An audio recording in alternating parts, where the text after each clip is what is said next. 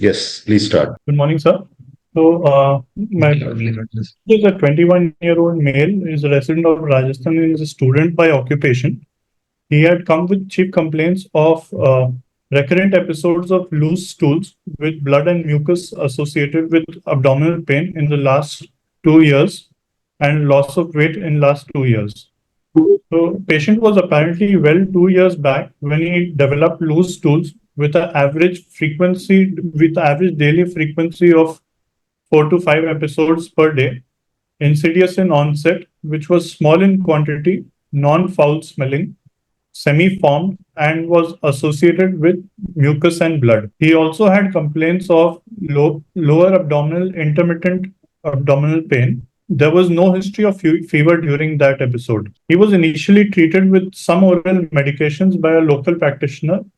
However, due to persistent symptoms, he was evaluated at a tertiary care center. A colonoscopy was performed 5 months after beginning of symptoms, and he was started on few oral medications, one of which was tapered and stopped over few weeks. He was asked to continue the other oral medications, following which he had symptomatic relief with decrease in frequency of stools and stopping of blood in stools. He continued the medicines for 5 months and then stopped in view of symptomatic relief. Thereafter, he has had repeated similar episodes with increased frequency of stools mixed with blood, 5 to 6 episodes per day, once every 2 to 3 months, for which he was treated with oral and topical medications, followed by partial resolution of symptoms. Presently, since last 1 month, he has a stool frequency of 6 to 7 episodes per day, small quantity, non-foul smelling, associated with mucus and blood,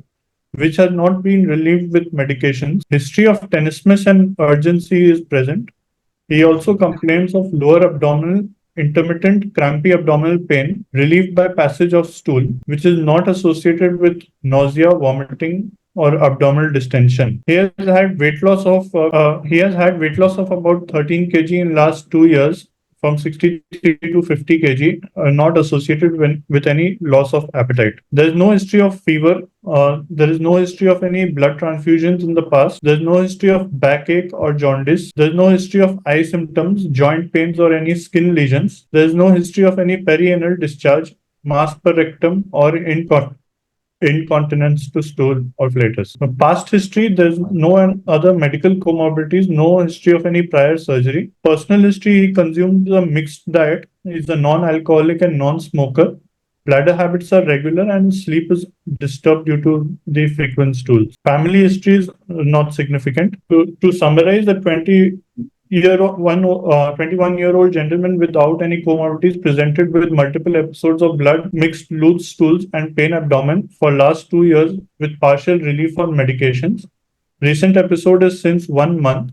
There is significant associated loss of weight without loss of appetite or any history suggestive of any extraintestinal manifestations. I was trying to see whether you have described what kind of blood is it. Is it fresh blood? Is it mixed with stool? Is it separate from stool? The blood was actually mixed with stool, sir. So that should be mentioned. Whenever you describe bleeding per rectum, you have to say the color of the blood, whether it is fresh or not, whether it is altered blood, whether it is melena, whether it is separate from stool, whether it is mixed with stool. If it is separate from stool, does it come before, during, or after the act of defecation? Okay. And frequency. Now, you, in the personal history, you said it is disturbing his sleep, but I don't think anywhere you have described that what is the frequency during daytime and how many times he has to get up in the night. That is important because when finally you reach the surgical treatment, then you will have to explain to the patient that what results can the patient expect. So if he is already having 2 to 3 stools in the night and you tell him that it will get reduced to 1 or 2, it will become more acceptable. So the baseline frequency, baseline diurnal distribution of loose stools, how much blood he is losing, all these things become important for the patient to understand and get adjusted to the outcome of the surgical treatment. And go to the treatment, next slide. He can easily tell you that the medication which he is taking now, to which he is not responding, whether it is the same as earlier, because in the earlier first episode, you described that he was given some oral medicines which were tapered. Obviously, you are meaning steroids. So you Yes. can very well ask the patient, is it the same medication? He is a student. He would easily tell you whether it is the same medication. So that will tell you whether he is, because it seems that first time he responded to steroids, isn't it? Yes, sir. And He if he's, yes, second time round, sir, after he was in remission for the first episode, he was in remission after that for 5 months. Then after yes. that, whenever he had flare up, so he has been switched on different various medicines. Now he is unsure of what exactly medicines he takes, and now he knows he's taking oral and topical medications both, but he's unsure of which those are. I don't think you mentioned topical medication. Yes, sir. So You he had mentioned? topical Okay, okay. medication. Yeah, Yes, sir. but still, it would be better to ask and say whether he knows whether it is the same medication as earlier, and whether he has been told that after some time they will taper. So that tells you. Okay. Also, obviously, here there is no discussion on diagnosis. It is the history is very clear, but you have to describe specifically that there is nothing like an episode of acute severe ulcerative colitis. So you have to say specifically that increase in number of stools, more blood, fever, requiring hospitalization. Okay, IV Okay. medication. So you have to clearly mention that there is no episode to suggest acute severe ulcerative colitis. So other than ulcerative colitis, would you like to consider any other possible diagnosis? So the only alarming feature that I see is that he has a weight loss of 13 kg, which is significant in around 2 years. And also he has tenesmus and urgency. So those features can also suggest some development of a malignancy in a background of ulcerative colitis. How does urgency suggest malignancy? So What does specifically, urgency suggest? urgency suggests that there is proctitis. It's mainly a It feature of only suggests proctitis, not malignancy. Weight but loss, I agree. weight That's loss. But significant. although that is not associated with any loss of appetite, so that is not the prime diagnosis I'm thinking. It Yeah. is a So, secondary. so you should say that although he is young, the history is only 2 years, but there is significant weight loss. So I would like to keep the possibility of a malignancy at the back of my mind. Yes, You can't make a diagnosis of malignancy, but yes, significant weight loss. Patients with ulcerative colitis do lose weight. Patients yes, with any inflammatory bowel disease will lose weight. But 13 kg weight loss is significant. It's almost 20% of his baseline weight. So you have to give importance to that. What I was trying to say that tenesmus and urgency are not symptoms to suggest malignancy. They are symptoms to suggest rectal involvement. It only suggests that there is proctitis, which is well known in ulcerative colitis. yes. Most patients with ulcerative colitis will have proctitis, rectal involvement. What I was asking that other than ulcerative colitis, for this total history, would you like to consider any other differential diagnosis? Sir, given the history is of 2 years, otherwise I would like to rule out if it was only a index episode or if it was a shorter history, I would have to rule out other causes of colitis, for example, infectious colitis, Clostridium difficile, if he has taken a lot of antibiotics specifically, uh, or CMV colitis. I would like to rule out those diseases as well. Why should a healthy young man of 20-year-old have CMV colitis? What is the commonest cause of infective colitis? Amoebic Suppose colitis. this history was 6 weeks or maybe two episodes. What will be the commonest cause? In India, amoebic colitis. Amoebic colitis, that is the commonest cause, especially a student. I don't know whether he's living at home or he's living in a hostel, he's eating outside food. So, if there is a short duration of history or if there are recurrent episodes which are quickly responding to a course of antibiotics or anti-amoebics, which you can make out from the history, then most likely diagnosis would be amoebic colitis. But because it is 2 years, because it is a long history, and there is significant amount of blood every time in the stool, that is unlikely. But yes, you were right. If it was a short history, one episode or maybe two episodes, then you would like to keep an infective colitis in mind, for which the commonest cause probably would be amoebic colitis. So amoebic colitis can be a differential diagnosis of the first episode of ulcerative colitis. Otherwise, with this history, it would be very difficult to make a differential diagnosis. Suppose it was 2 year history, but there was no history of increased frequency, or maybe it was just 2 or 3 stools per day and blood. Then would there be a differential diagnosis? Yes, sir. Then Crohn's would also be a differential. What is the most common or most important symptom to make a diagnosis of Crohn's disease? So crampy abdominal pain, intermittent crampy abdominal pain, and for any inflammatory bowel disease, what do you have to make a diagnosis? You have to have diarrhea, loose motions, frequent loose motions. So if it is not loose motion, if it is just increased frequency, which also is maybe 2 or 3 per day, and fresh blood, which is not mixed with stool in a young patient, what would be the possible differential diagnosis? Suppose it is a child. What is the commonest cause of fresh bleeding per rectum in a child? It's polyp. So young patient with fresh blood per rectum with no history of frequent loose stools, and blood is not mixed with stool. Sometimes just blood may come on its own. In a young patient, in a child, you have to think of polyp. Okay. So either in a child, single polyp, or a polyposis syndrome. So fresh bleeding per rectum, obviously the commonest cause is hemorrhoids. But if the history is not suggestive of hemorrhoids, and if it is fresh blood per rectum, you have to think of polyp. Okay. Yes. Let's proceed. And go back to the summary. In the summary, you missed the mucus. That's important. Mucus is again an indication of mucosal irritation causing excessive production of mucus, which comes out with the stool. So the typical history of ulcerative colitis is frequent loose stools with blood, mucus, and sometimes even pus. Yes. Whereas in Crohn's disease, it will be pain, and frequent loose stools may or may not be associated with blood. Bleeding is less common in Crohn's as compared to ulcerative colitis. On general physical examination, he's a conscious, cooperative, and well-oriented patient. He's thinly built and poorly nourished. BMI is 17.64 with a weight of 50 kg. WHO performance status is 0. Breath holding time of 25 seconds. Vital examination, pulse is around 88 beats per minute. Blood pressure is 130/90. Respiratory rate is 18, and he's afebrile on examination. He has pallor, but no cyanosis, icterus, clubbing, generalized lymphadenopathy, or pedal edema.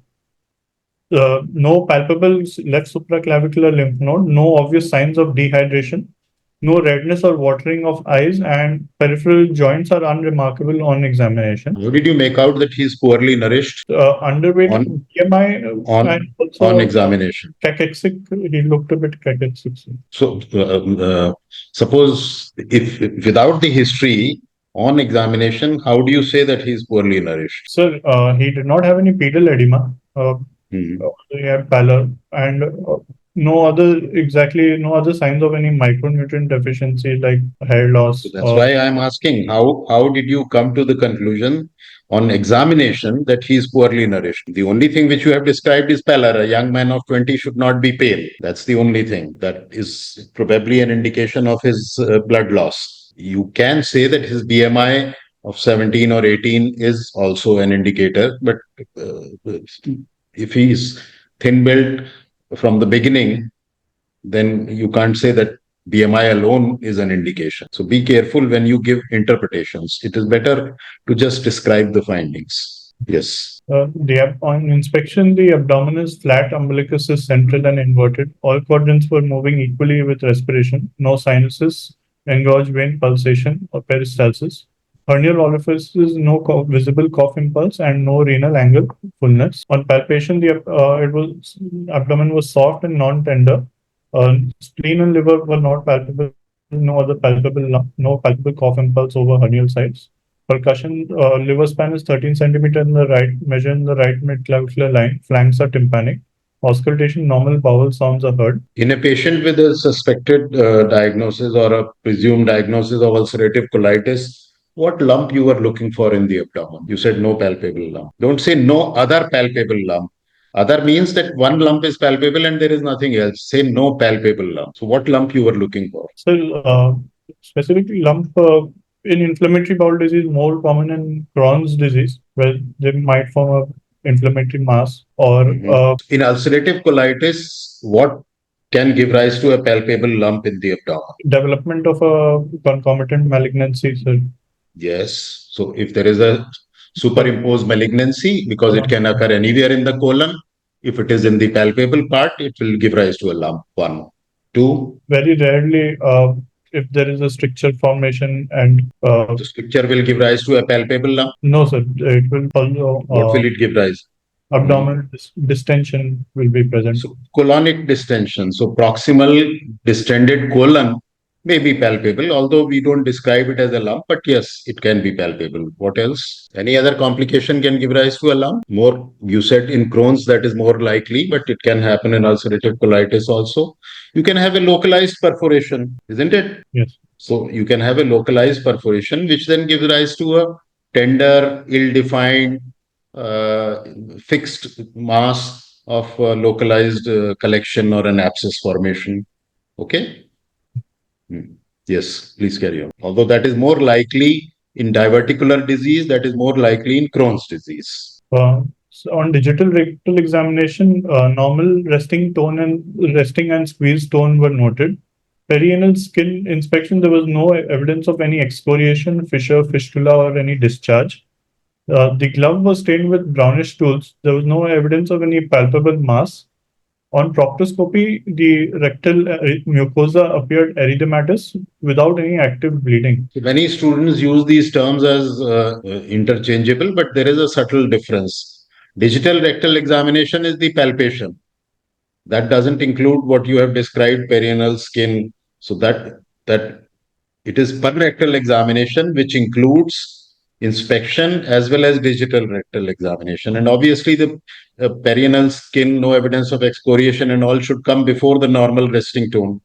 Yes, sir. Sorry. And the glove stained with brownish stool always comes in the end, because it is only when you have taken your finger out that you notice what is there on the finger stall. And then comes proctoscopy. So perianal inspection, then the palpation, then the finger stall, and then proctoscopy. Okay, so this patient, suppose he came to you the first time when he had this episode of frequent loose stools, what would you have done? If he came to me the first time, sir, I would have got him evaluated with both blood investigations. Firstly, I would have wanted to see his hemoglobin status, his CBC, total count, platelet.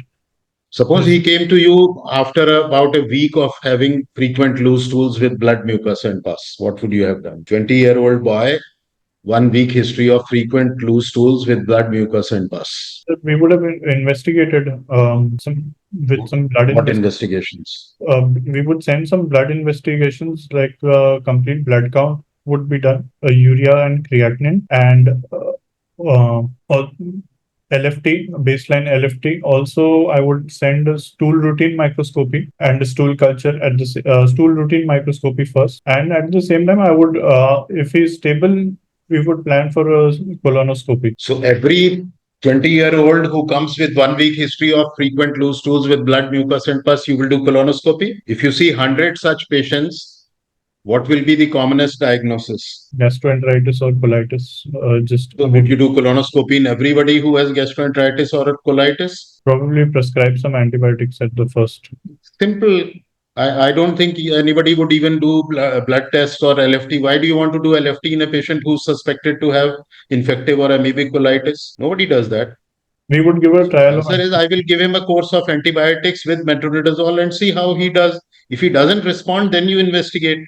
You don't investigate everybody who's supposed to have infective colitis. Yes, sir. Stool examination, I may agree. But why do urea creatinine? Why do LFT unnecessarily? Not needed. Maybe just a CBC and stool examination and prescribe a course of antibiotics. and If he assess. doesn't respond, because most infective colitis or amoebic colitis, you expect that once you start them on a combination of an anti-gut antibiotic and one of the imidazoles, they would respond in 3, 5, 7 days. They would even become all right. They may not even come back to you. Yes. If the patient doesn't respond, then there is a need to investigate. Or if the history is longer, the earlier question which I asked, 3 months, then you were all right. 3 months amoebic colitis, especially he must have gone to some doctor who must have prescribed some medicine and he's not responded, then yes, you start suspecting that there is something wrong. Yes. Okay, let's see what was done. And also, when you suspect ulcerative colitis, you straight away don't do colonoscopy. What is the first investigation in ulcerative colitis suspected? It is proctoscopy, because more than 90% of patients, the rectum will be involved. If you suspect ulcerative colitis and proctoscopy shows normal rectum, then yes, you need colonoscopy. If you do proctoscopy, in 90% of patients, rectum will be involved, you will do a biopsy, you will confirm the diagnosis. Colonoscopy is required to assess the extent of the disease. It is not required to make a diagnosis.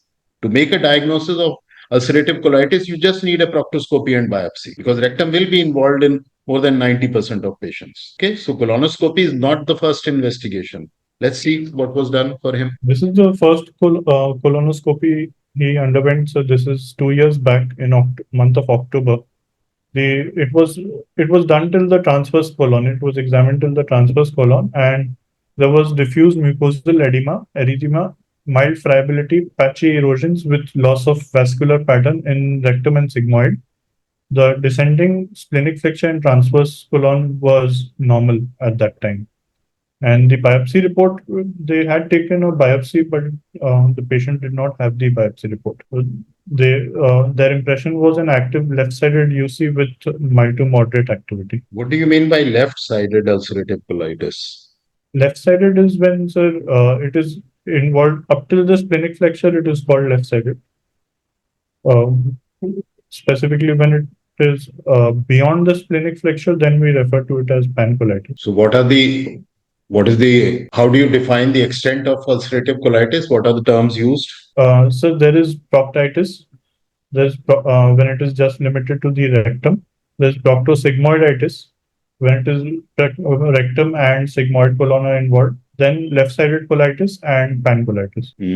I'm not sure if there is a term called proctosigmoiditis. I think it is proctitis, left-sided colitis, extensive colitis, and pancolitis. Beyond splenic flexure, just check. There are 4 terms which are used. Third one, I am not sure.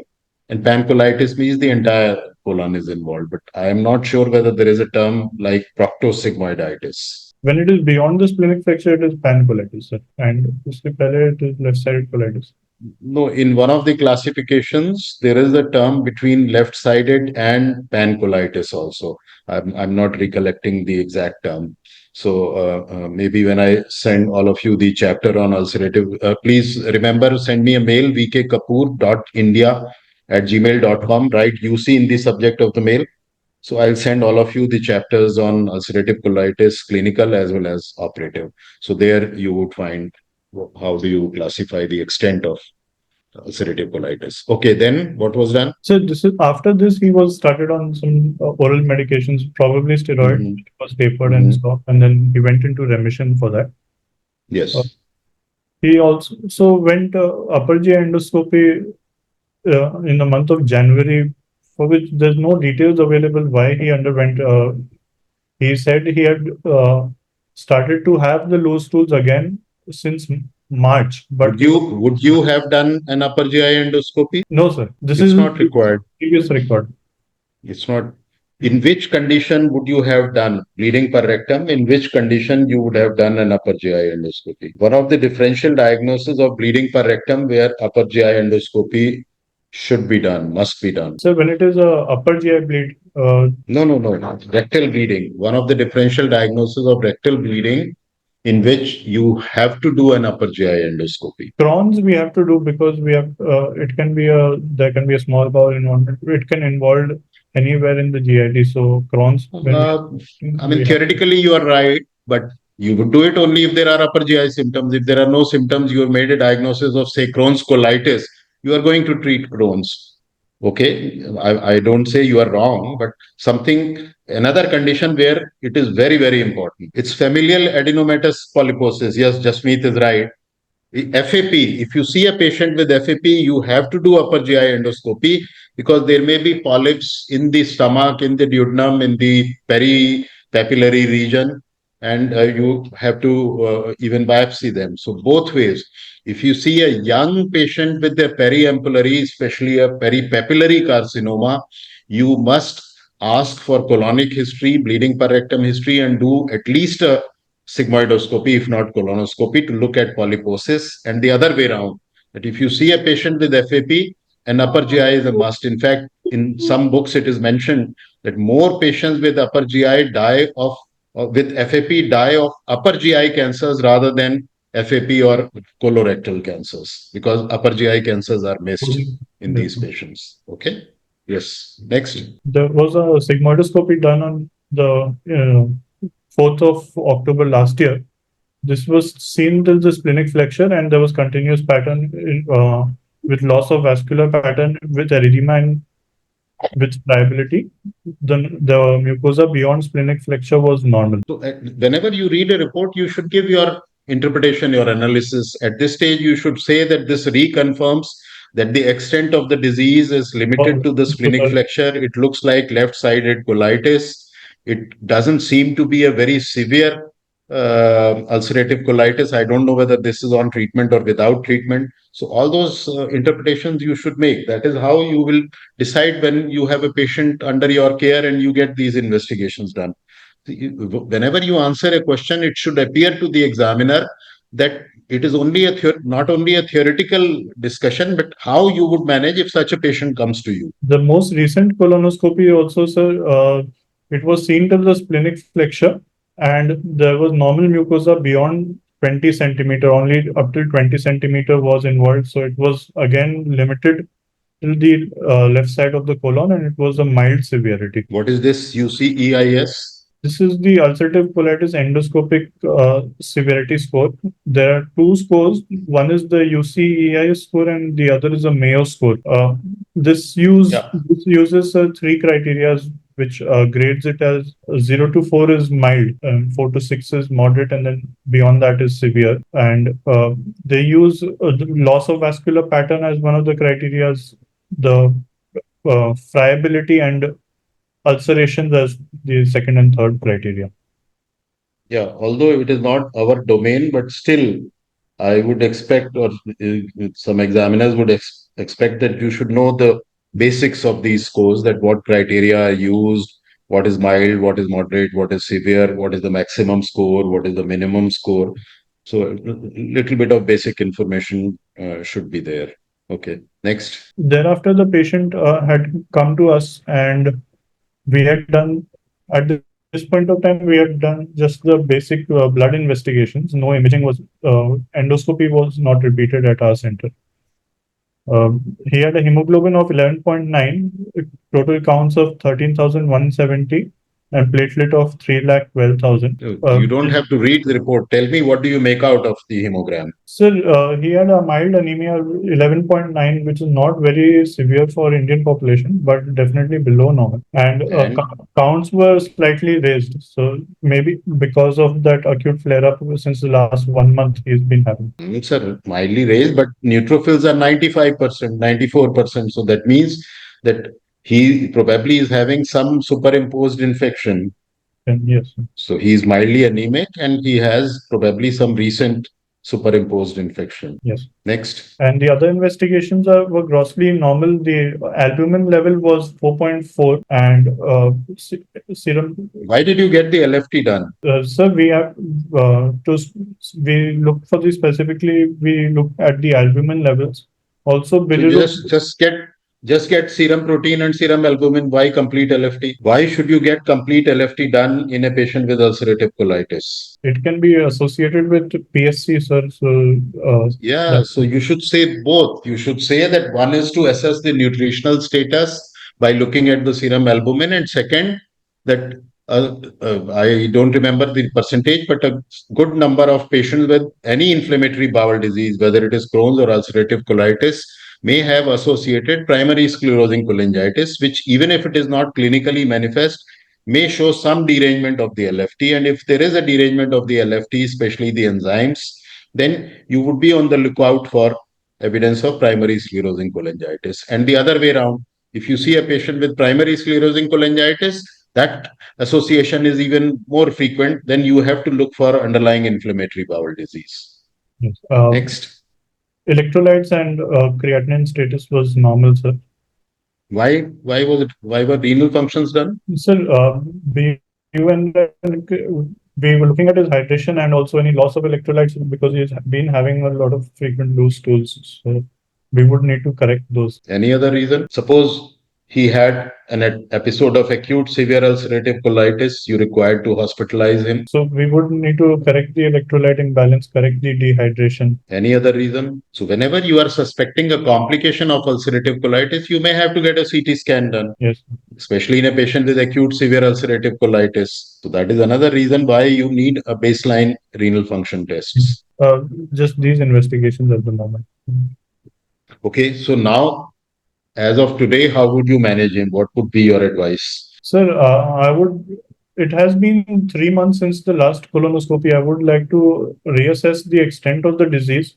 Also, he also does not have any biopsy proven ulcerative colitis. Although let us presume that the biopsy was suggestive of ulcerative colitis. Let us say that it is ulcerative colitis. We would also like to take some random biopsies to exclude any dysplasia lesions that might have come up.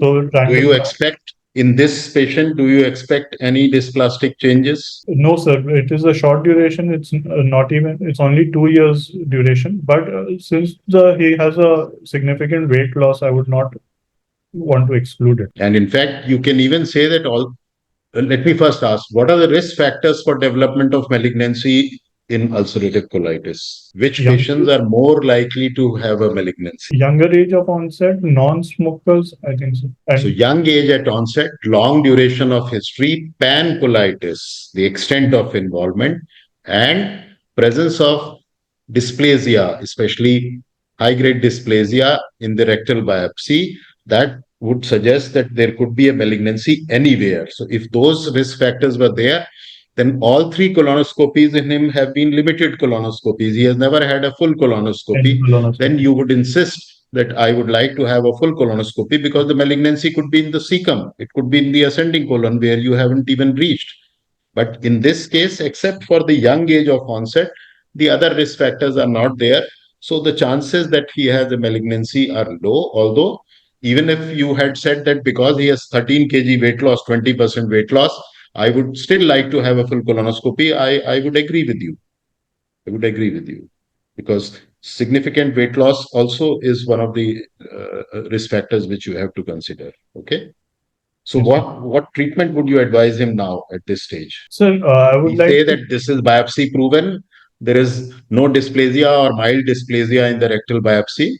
And he has had a full colonoscopy, no malignancy in the colon. Sir, I would like to start him on medical management at first. Of course, I would discuss with him the benefits of surgery and the risks of surgery. But so are you going to mention the word surgery to him? You think he requires surgery as an option at this point in time?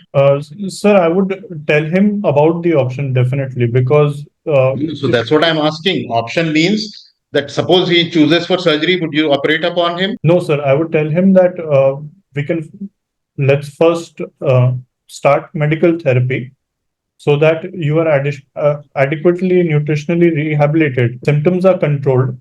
And then if you still do, if he still does wish for surgery, so then we can prepare him for surgery in a better way. So that's what I'm asking, that a patient who has mild to moderately severe left-sided colitis, is there any indication, any possibility of surgery, uncomplicated? It can be avoided for some duration right now. It is not needed at the moment. Yeah, so there is no indication of surgery at this point. It is neither pancolitis, it is neither severe colitis, there is no complication. He hasn't received adequate supervised regular treatment with follow-up. Yes. So I don't think you are right in even mentioning surgery at this stage. At this stage, his treatment is purely medical. So what medical treatment? Sir, I would like to May start. I ask a question, sir?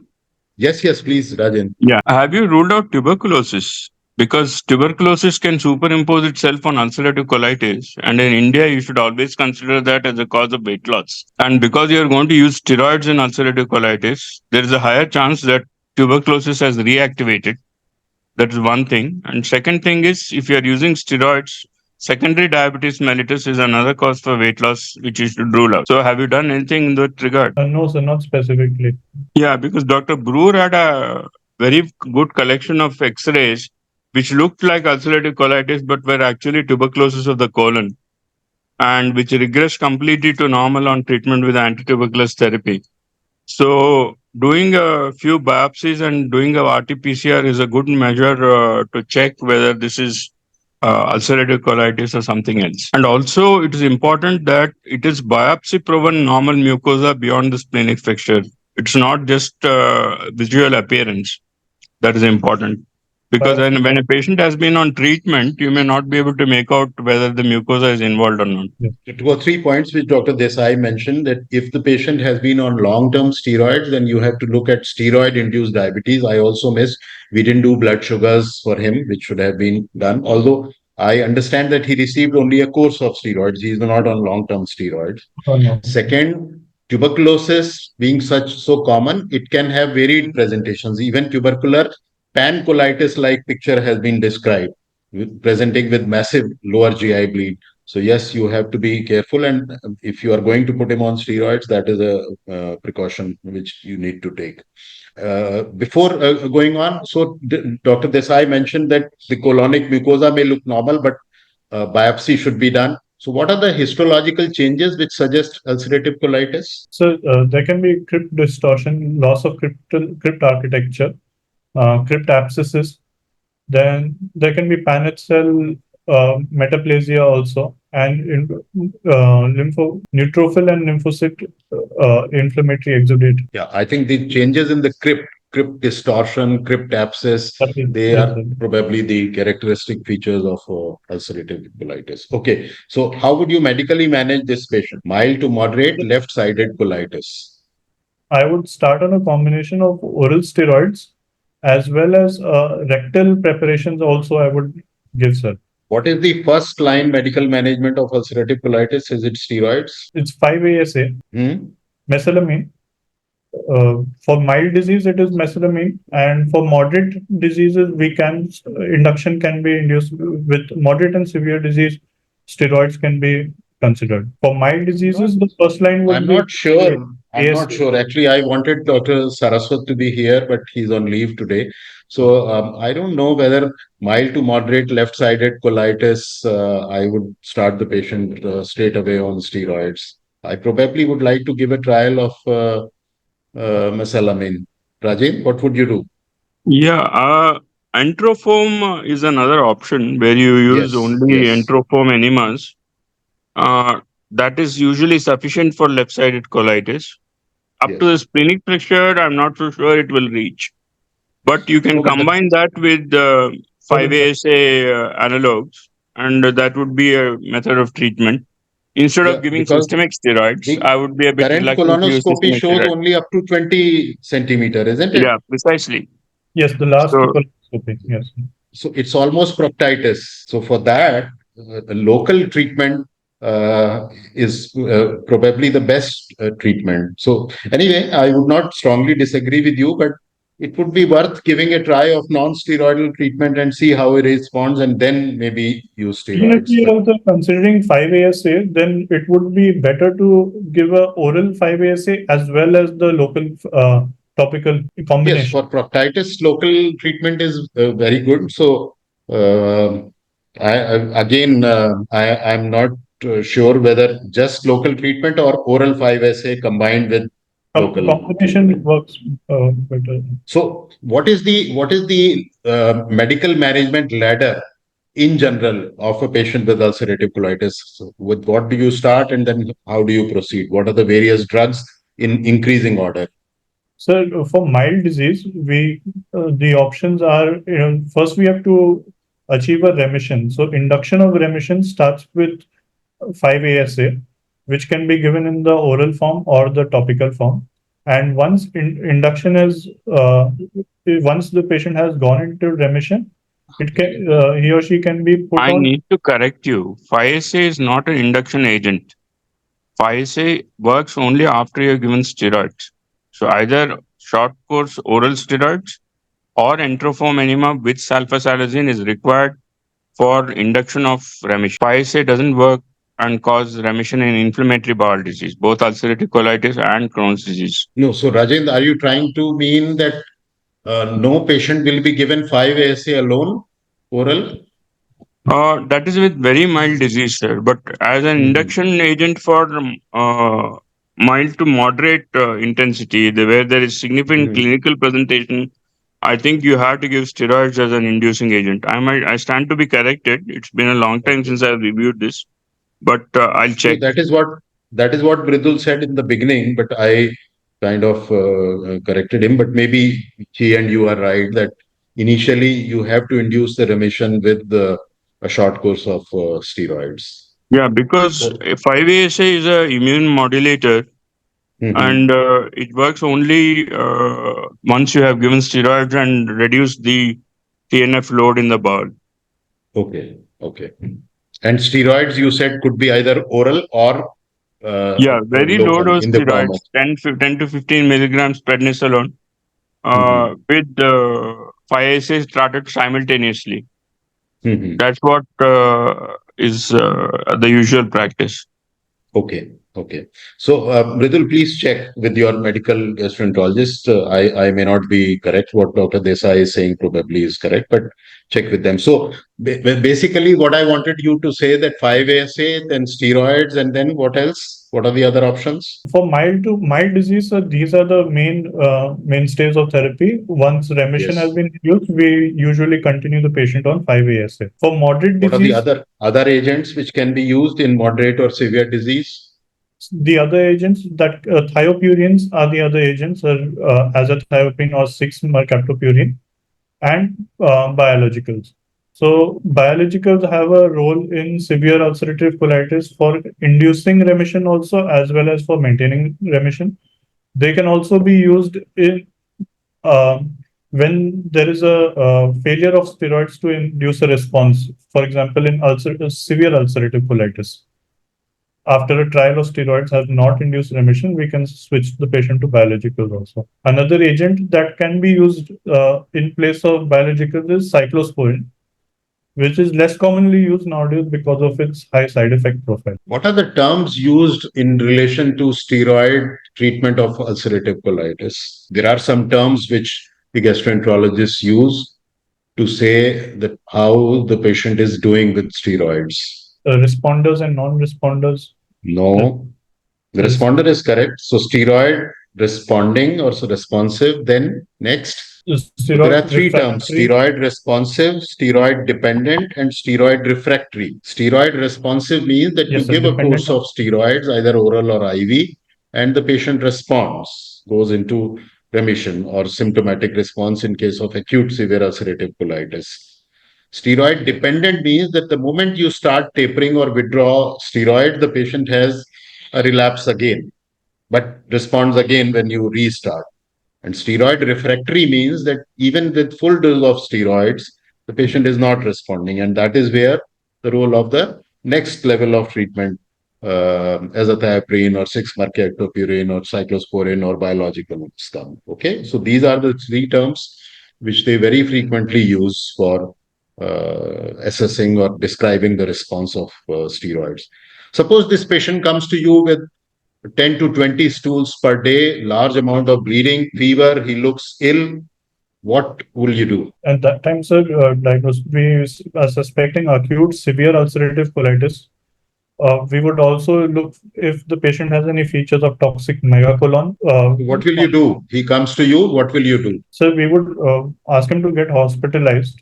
We would hospitalize the patient, start him on the agent. We would start would be IV steroids. Along with that, supportive medications like we would give IV fluid resuscitation, correct any electrolyte imbalances. We would also do a plain X-ray abdomen to see the colonic diameter to see if there are any signs of perforation which would require emergent surgery. Can you elaborate on colonic diameter? Which colon, how much diameter, when would you be worried? So, usually diameter of more than 5 to 6 centimeter of the transverse colon. More than 6 centimeter transverse colon diameter, you would get worried. Why plain X-ray? Do a barium enema, that will tell you the exact diameter. You can see. Barium enema is with an active severe ulcerative colitis. We will not do that. Not do. It is contraindicated. You don't do a barium enema. You don't do a CT with rectal contrast, because then itself may cause further complications. So CT with rectal contrast would be done only. Barium enema is definitely contraindicated. CT with rectal contrast also, you have to be careful that you would do, as I said earlier, only if you are suspecting a complication in the form of a localized perforation with the abscess formation, to see whether any drainage is required. Okay, so the best investigation to suspect or diagnose toxic megacolon is still a plain X-ray, and you look at the transverse colon, the diameter of the transverse colon. If it is more than 6 centimeter, then you make a diagnosis of toxic megacolon. And these patients, you should use the word that these are the patients who are candidates for True Love's intensive regimen, which includes close monitoring. You should describe what monitoring you do. What are the parameters which are monitored to see the response?